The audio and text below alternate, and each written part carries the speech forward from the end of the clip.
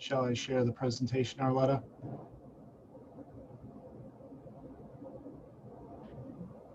Not just yet. Yeah.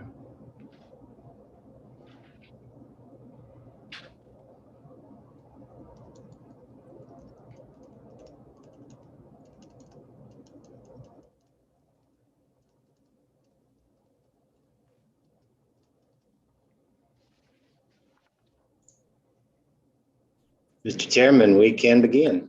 Oh, okay. Sorry. Thank you for joining us today for our Green Committee meeting. We will begin with the roll call.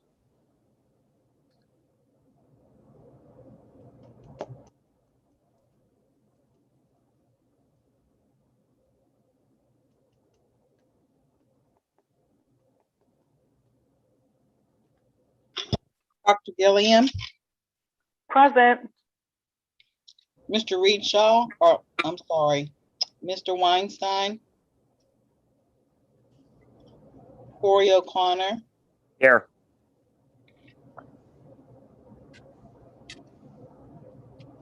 All right. I guess that those are the members. We are ready to go. We will begin with informational items. Cycle 6 overview. The applications received. Do you want me to read all three or just one at a time?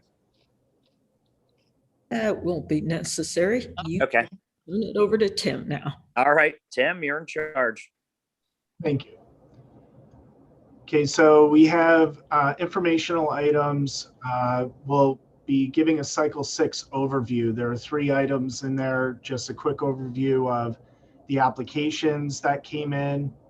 We'll talk a little bit about the review of the applications, and then a quick overview on changes to the GROW agreements. And then we'll have the action item and other business and adjournments. Meeting should be fairly efficient and fast. We'll start off with the cycle 6 application submissions. We received 19 applications. We invited 22, 19 applied. You can see the count. Preliminarily, we have 16 I&I and 3 stream inflow sewer separations. This count might change based on a closer review of what are in the applications. One I&I project seems to have some sewer separation. But the one thing I wanted to point out with this table, we have 3 stream inflow jobs, and all 3 of them also have some sewer separation component to them. So what we're starting to see with GROW projects is not just focused in on one type of project. We're seeing bigger projects that have different components associated with this. For the stream inflow sewer separation jobs, you'll see that the design costs, construction costs, and the potential total project costs are over $32 million. This is a key. This is a key cycle. A lot of big ticket items that have been applied for in this cycle. All said and done, so far the preliminary value is almost $47 million.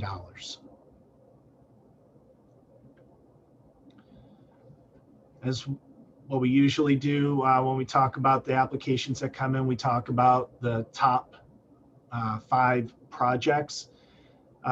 First one, 4 Mile Run Stormwater Improvements Project, which is a stream inflow and sewer separation job. This is by far the biggest project, and we knew that this was coming. By far the biggest project that we've seen, $25.4 million for this project. This came in from Pittsburgh Water and Sewer Authority. It's going to be PWSA. I believe there's some funding from the city of Pittsburgh. Very large, impactful project.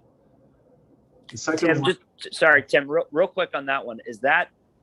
That's not our portion. That's the overall project, I would assume, right? that would be the overall project. Okay, got it. Okay, that's fine. Thank you. No problem. The second largest one, Streets Run Multi-Municipal Sewer Repair Work. some work that Julia Spiker has been facilitating with Three Rivers Wet Weather and the regionalization program to work together to get some of the defect repairs addressed, I&I defects addressed, pulling all this together into one large multi-municipal project. And that's a $7 million project.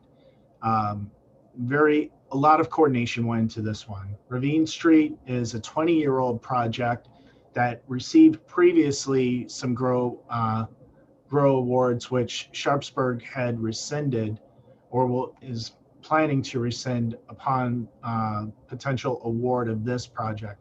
This project compiles everything into one overall project.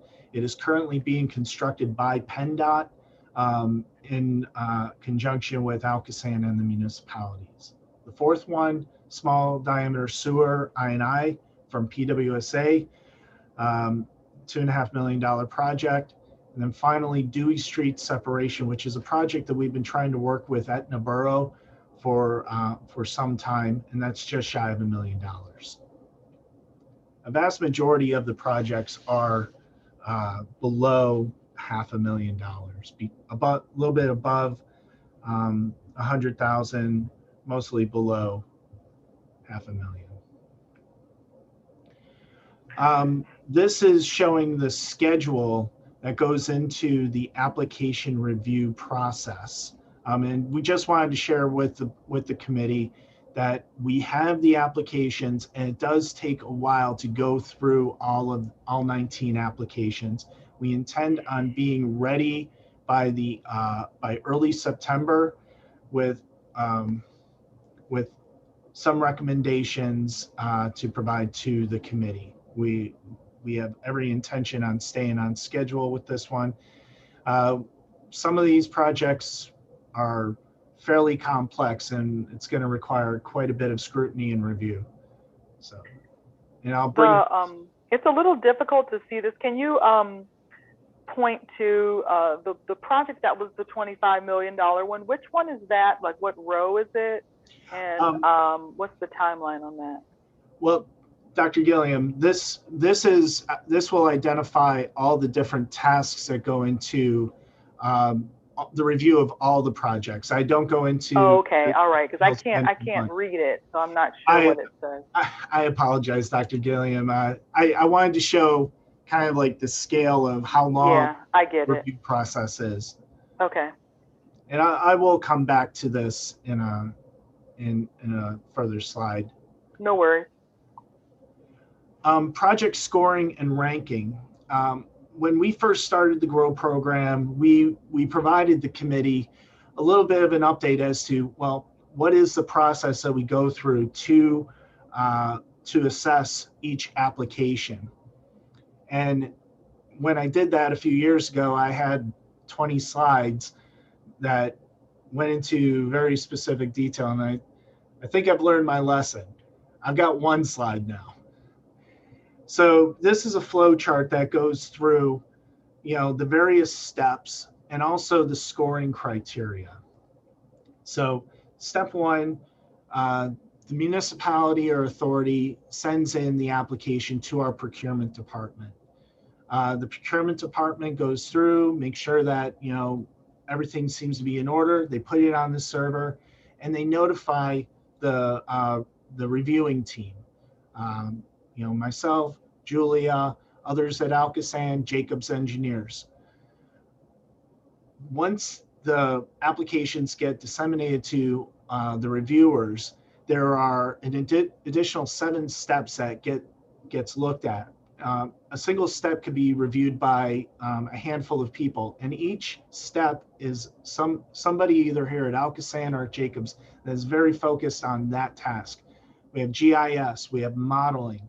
We take a look at the finances through accounting, the budget with the cost estimate, any other technical information that might be in the application. Administrative code benefits being like third-party, triple bottom line, and also a field visit, making sure that we are actually out on the site, making sure that this project is feasible. We go into the scoring. Based on all of this information, The scoring lays out where does this project rank in comparison to all the others. And we have the criteria 1A and 1B, which is half of the score. And that is related to how much water we're getting out of the system. And also the major one, how much overflow reduction are we seeing from this project? In criteria 2, we're taking more of a look at the finances. What does the municipality have in terms of budgeting for the project? Is this project potentially going to be short funds if they don't get the match they're thinking that they would like? Audited financial statements to show the financial strength of a municipality to actually implement the project. Then we go into the community aspect of it. The project implementation schedule, how feasible is it to be done within the year, within 2 years, 3 years? Is it going to take more than 3 years? The faster it can get done, the more points they would get. Community disruption, do they acknowledge that there is going to be disruption to the community via this project?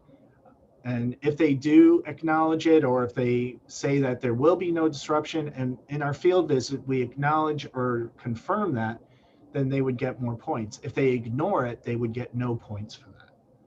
Public outreach, we want to get the GROW program out into the public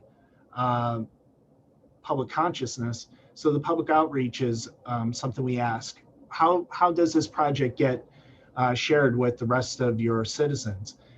Newsletter, website, fill us in as to how this is going to be moving forward. And then finally, triple bottom line assessment, the community benefits, the economic benefits, and the environmental benefits. Do you discuss that in this application? Is there a triple bottom line benefit to this job? And finally, some level of public education. How in the long term will you be able to convey what took place with this job and the benefit that it had for the community in the region? Summing all of that together for every project, we end up with a review summary document for every project. And it goes in, talks about every step that along the way and where the scoring ends up being. And this is a deliverable that we'll get in September. Any questions on the review process? That makes sense to me. All good. Again, here's the schedule. Just wanted to point out, this gives a little bit more context now after I talked about all the tasks and the review process. You can see, and I apologize for not being able to read it, but if you could see my cursor, the fourth line, the green line, which is a good 8-9 weeks, those are models. And so developing the models, getting the revised information from the field visits, making sure that we have the best assessment of what's going on before the project, and then modeling what the project's impact's going to be on the regional collection system. Documenting everything, bringing it to ALCOSAN staff for internal reviews, and then bringing it to the committee, and then eventually bringing it to the full board. Okay, last part of the cycle 6 overview is going to be the GROW agreement changes. We discussed this as an informational item at the last meeting. Nothing has changed in regards to what we were proposing to modify in the GROW agreement. Basically, 2 of the main changes deal with if a municipality gets an award, but then subsequently relinquishes the asset to another party that is not GROW eligible. We added the language, if the grantee sells, transfers, or leases its wastewater assets to an entity other than a municipality or municipal sewer authority, the eligible applicants, within 20 years from the date the project is complete, the grantee shall repay ALCOSAN the funds theretofore paid. This language was vetted with our solicitor. There were no issues with how the language was written.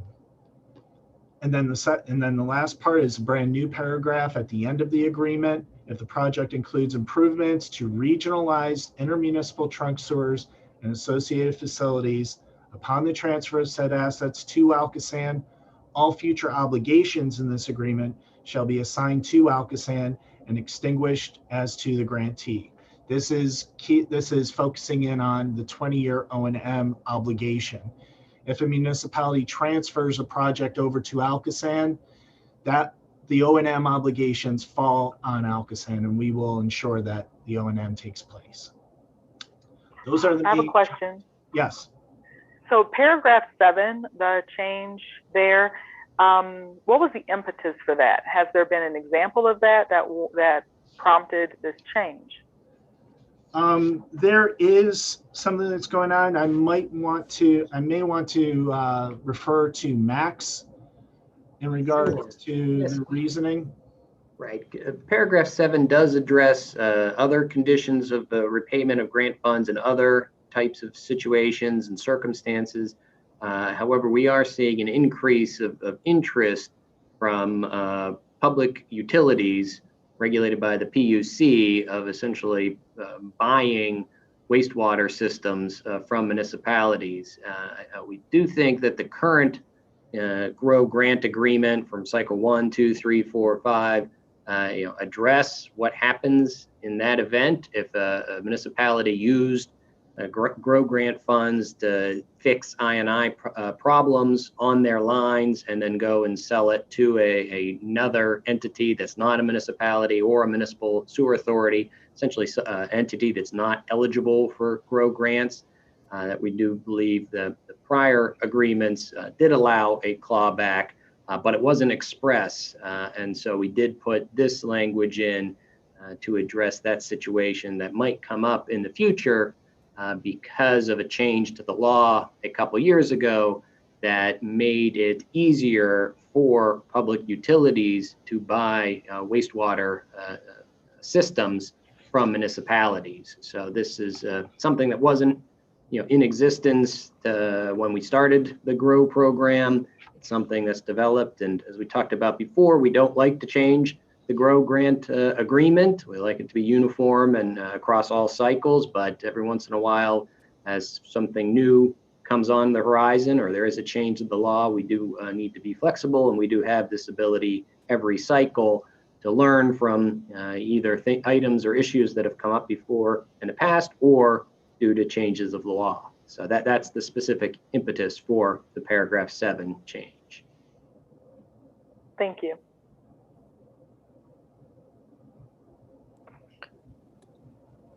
Okay, seeing nothing further, does that take us to action items? Yep. I assume it does. Okay. It does. Okay. Motion to modify the GROW program by amending the grant agreement between ALCOSAN and its municipal partners in a form approved by the solicitor. I need a motion and a second. So moved. Second, all in favor? Aye. Aye. Right, that will exhaust our action items. Other business, I don't see any. So our next meeting is September 16th at 2 p.m. I actually have a question. Okay.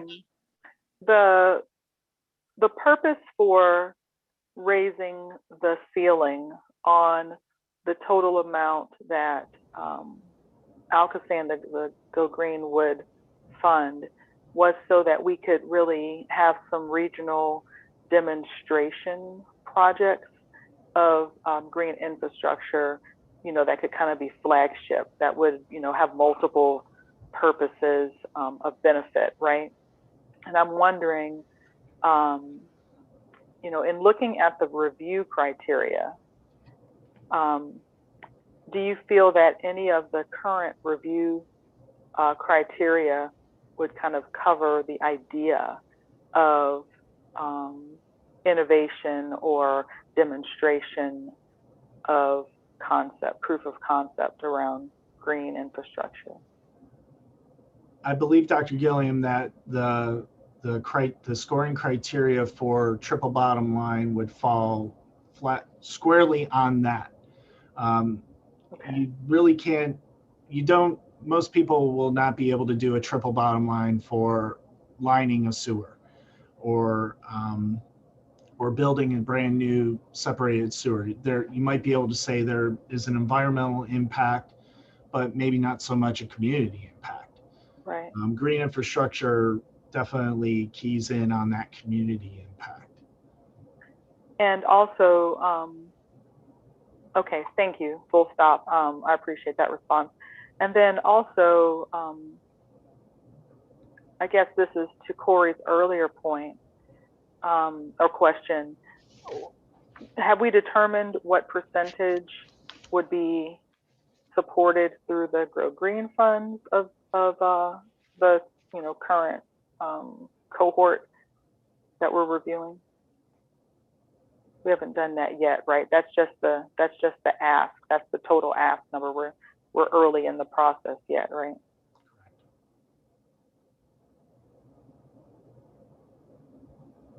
Did I lose you? No, you didn't lose me. I thought you were talking to the chairman. No, that was his question earlier. I mean, he had asked the question about, was this just the total, or was this the amount that the Grow Green would be supporting? And you had said this was the total. But of course, I don't think we're at the point yet, because usually at the end of the review, we decide we being, the review committee decides what percentage of the total would be supported through Grow Green funds. I was just confirming that we're not there yet. That's why we don't have that information. You are correct, Dr. Gilliam. We are not there yet. We're just at the beginning of reviewing these applications, and it will take a little while for us to start narrowing down what those awards will look like.